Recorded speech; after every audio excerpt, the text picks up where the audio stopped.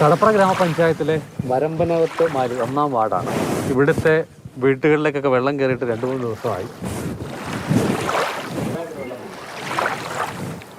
വീട്ടിൽ വെള്ളം കയറാൻ ഇനി വലിയ താമസമില്ല. തീർച്ചയായിട്ടും. ഇപ്പോൾ 1 മാസത്തിനിടെ 5-ാമത്തെ വെള്ളപ്പൊക്കമാണ്. ഭയങ്കര ദുരിതമാണ്, ഒന്നും പറയണ്ട. അമ്മയൊക്കെ ആണെങ്കിൽ അവിടെ അടുക്കളയിൽ കയറി.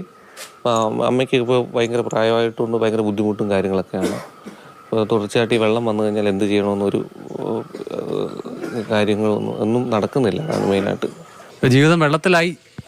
ജീവിതം വെള്ളത്തിലാണ്. ജനിച്ചതും വളർന്നതും ഒക്കെ ഈ വെള്ളത്തിലാണ്. പക്ഷേ ഇങ്ങനെ അടിക്കടി വന്ന് വീടിനകത്ത് വരെ കയറുമ്പോൾ ഒരു ബുദ്ധിമുട്ട്. ഹരിതകർമ്മസേന വന്ന് നമ്മുടെ വീടുകളിൽ നിന്നൊക്കെ ഇങ്ങനെ ശേഖരിക്കുന്ന ആ പ്ലാസ്റ്റിക് മാലിന്യങ്ങൾ എവിടെയെങ്കിലും കൊണ്ടുവെക്കും അവർ സുരക്ഷിതമായിട്ട്. അവർ കുറച്ച് കഴിയുമ്പോൾ എടുത്തുകൊണ്ട് പോകാം വണ്ടിയൊക്കെ വന്നിട്ട്. പക്ഷേ ഇതുപോലെ വെള്ളം വരുമ്പോൾ അത് വീണ്ടും ഇങ്ങനെ ചെതറി ഇവിടെയൊക്കെ ഇങ്ങനെ ഒഴുകി നടക്കും. ചേട്ടാ, വെള്ളം എവിടെ നിന്ന് എടുക്കും? കുടിവെള്ളം എടുക്കാൻ വേണ്ടി വന്നു. ഞങ്ങളുടെ കൊള്ളത്തില്ല, ഉപയോഗിക്കാനേ കൊള്ളത്തില്ല. കാരണം കിണറ്റിൽ വെള്ളം കയറി കിടക്കുക.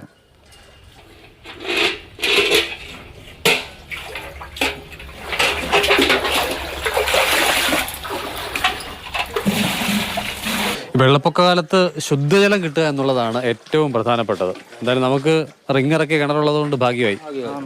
ഒന്നാമത്തെ കാര്യം, അങ്ങേപ്പുറം നെടുപ്പുറം പഞ്ചായത്തിലെ റോഡ് കണ്ടവാനം കിളന്ന് നിൽക്കുക. ഇവിടെ ആണെങ്കിൽ നമ്മുടെ ഈ പ്രദേശമാണെങ്കിൽ താന്ന പ്രദേശമാണ്. അതനുസരിച്ച് അങ്ങേപ്പുറത്തോട്ട് വെള്ളം ഒഴുകി പോകാനുള്ള മാർഗ്ഗമില്ല. കാരണം കൂടുതലും വെള്ളം ഈ സൈഡിലോട്ടാണ് തള്ളുന്നത്. അതാണ് നമുക്ക് ഇത്രയും ബുദ്ധിമുട്ട് വരുന്നത്. മണിമലയാറ് കടന്നു പോകുന്ന പ്രദേശത്ത് നിന്ന് ഒരു 100 മീറ്റർ മാത്രമാണ് ഇവിടേക്കുള്ള ദൂരം. അതുകൊണ്ട് തന്നെ കര കവിഞ്ഞാൽ ആദ്യം വെള്ളം എത്തുന്ന ഒരു പ്രദേശം കൂടിയാണ്. വെള്ളം ഉയർന്നു കഴിഞ്ഞാൽ ഇതുപോലെ പടിക്കെട്ടിലിരുന്ന് മീൻ പിടിക്കുകയും ചെയ്യാം. രാവിലെ കിട്ടി? എത്രണ്ണം കിട്ടി? 3 കല്ലുമുട്ടി. സാധാരണ ഇവിടെ ഈ കൂടുതലുള്ള മീനാണോ അത്? അതെ, കൂടുതലായിട്ട് കിട്ടുന്നത്. ഒരു കറിക്കുള്ളത് ആകുന്നത് വരെ തുടരും. ചുരുക്കത്തിൽ മണിമലയാറ്റിൽ വെള്ളം ഉയർന്ന് എങ്കിൽ മാത്രമേ ഈ മേഖലയിലെയും വെള്ളം ഒഴിഞ്ഞു പോവുകയുള്ളൂ. അതുവരെ അപ്പർ കുട്ടനാടൻ മേഖലയിലെ വരമ്പനകത്ത് മാലിക്കാരുടെ ദുരിതം ഇതുപോലെ തന്നെ തുടരും. ക്യാമറമാൻ സുധീഷ് തിരുവല്ലയ്ക്കൊപ്പം CK അഭിലാൽ, മാതൃഭൂമി ന്യൂസ്.